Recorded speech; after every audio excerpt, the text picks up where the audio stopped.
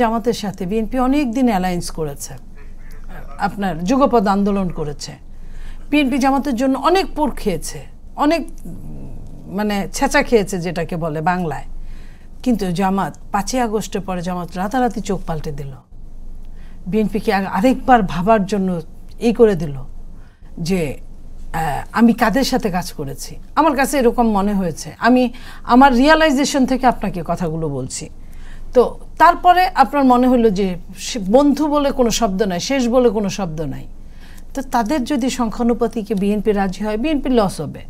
হ্যাঁ, বিএনপির এত লাভেরও দরকার নাই, হতেই পারতো। সেটা যদি শুধু প্রিন্স ভাইয়ের জন্য হতো বা আরও 5টা বামের জন্য হতো, হইলে হতে পারতো।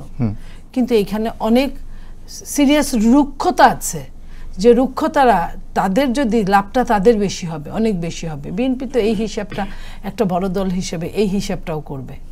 মানে ভালো হইলে এতটাও তো ভালো হতে পারে না যে নিজেকে দেউলিয়া করে দেওয়া।